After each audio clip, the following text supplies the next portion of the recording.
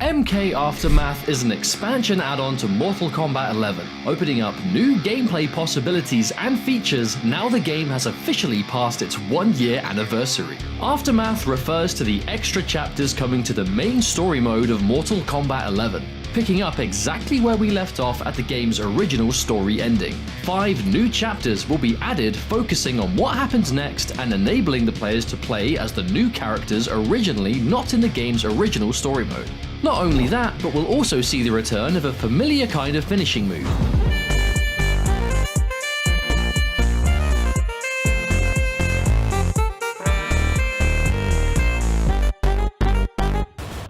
Friendships. These light-hearted finishers originated in Mortal Kombat 2 as a tongue-in-cheek way to finish your opponent in a way that went against the grain of the usual violence, and they look sillier than ever. In addition, we'll also see new stages added to the game. Classic stages, the Deadpool and Soul Chamber, both see a return, as well as a new stage in Chronica's Keep and sort of a half-classic, half-new stage in the Retrocade, granting backdrops of familiar stages in a new way. The main meat of this expansion for many players, however, is the addition of 3 new fully playable characters. In true NRS style, it's 2 MK characters and a guest character. Fujin and Sheeva are the returning faces, with RoboCop being the newest guest to join the roster.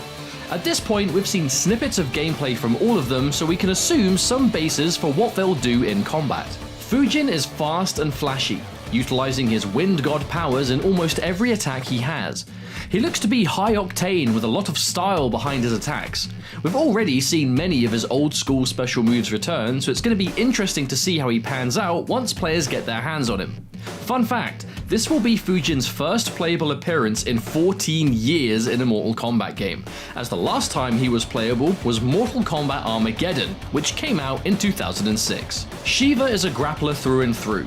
We've already seen that she has multiple kinds of command grabs in a very brawler-heavy style, an archetype that has a lot of fans in MK11 both casually and competitively. We haven't seen as much gameplay for Sheeva as we have Fujin at this point, but from what we know, she looks like she has the potential to be an absolute menace up close. Finally, RoboCop.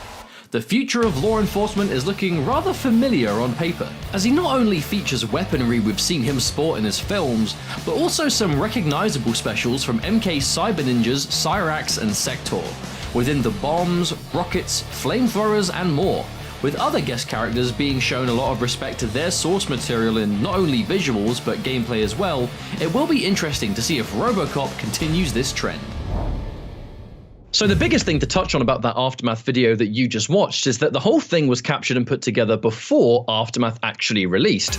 Now the content is out there for the general public to dive into. We know a lot more about all 3 of the characters that have been put forward to the competitive table, and I think it might be an opportunity to, Mustard, if we could describe each of these 3 new characters in one word, what would they be, starting with Fujin? Well, for Fujin, it's got to be execution. He is a tricky character to play, especially compared to a lot of characters in the game, in terms of no matter what variation you're playing, he is going to have tricky combos. You're going to need to put a lot of time in the lab just to get used to them. But with any execution-heavy character, that also comes with a lot of reward, right? It feels very rewarding to put in that time to be able to make those characters tick and do some really cool-looking stuff, as Fujin is absolutely one of the swaggiest characters in the game. And when you really get those combos down, it's incredibly fun and rewarding to be the one dishing out.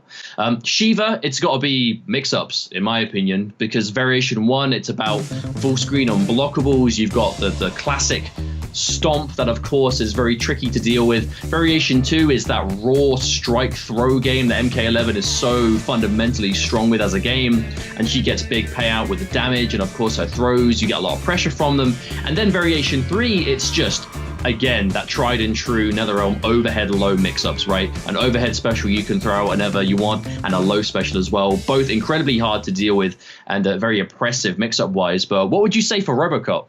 zoning, for lack of a better term. It's very clear that RoboCop was made for players that want to have that keep away game, the zoning style where you've got lots of different attacks that can keep opponents at different ranges. And across all of RoboCop's variations, he has those tools in a complete massive amount. Players that like those kind of keep away characters from different NRS games feel right at home with this character.